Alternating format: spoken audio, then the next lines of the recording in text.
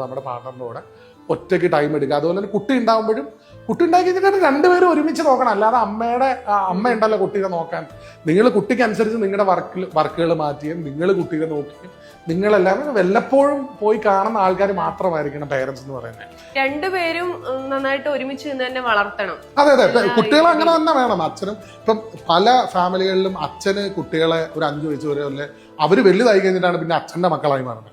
കുട്ടീനെ നോക്കുന്നതും അതിന്റെ അപ്പ എഴുതുന്നതും സ്നഗ്ഗി മാറ്റുന്നതും കൊച്ചിനെ എടുക്കുന്നതും പാല് കൊടുക്കുന്നതും ഒക്കെ അമ്മയാണ്. അത് അമ്മയുടെ ജോലിയാണ്, എടുക്കുന്നതും എല്ലാ കാര്യങ്ങളും. ചെറുപ്പം പോലെ എല്ലാ കാര്യങ്ങളും അല്ല, അത് മാത്രമല്ല ഗൾഫിൽ അല്ലെങ്കിലും ഇവിടെ ആണെങ്കിലും കൊച്ചിനൊരു 5 വയസ്സ് വരെ ഉള്ള പരിപാടികളെല്ലാം നോക്കുന്നത് ഒന്നിലെ കെട്ടിയവന്റെ അമ്മയും മുത്തശ്ശനും ആ ഭാര്യയും കൂടിയായിരിക്കും.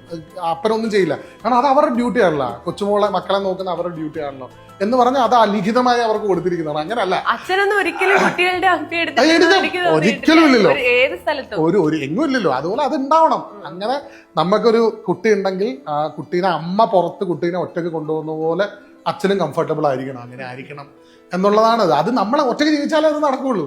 ഒറ്റയ്ക്ക് ജീവിച്ചാലേ അതിന്റെ ഒരു റെസ്പോൺസിബിലിറ്റി അച്ഛനും കൂടെ ഉണ്ടാവുള്ളൂ. കൊച്ചു കരഞ്ഞു കഴിഞ്ഞാൽ കൊച്ചിനെ എടുക്കുക എന്നല്ലാതെ കൊച്ചു എന്തുകൊണ്ട് കരയുന്നു എന്ന് പറഞ്ഞാൽ നമ്മൾ പോയി എടുക്കുന്ന ലെവലിലേക്ക് നമ്മുടെ ബ്രെയിൻ വയറിങ് ഉണ്ടാവണം എന്നുണ്ടെങ്കിൽ കുട്ടി അമ്മയും അച്ഛനും മാത്രമായിട്ടൊരു സ്ഥലത്ത് താമസിക്കണം. എന്നാലേ ഈ സാധനങ്ങൾ ഉണ്ടാവുള്ളൂ.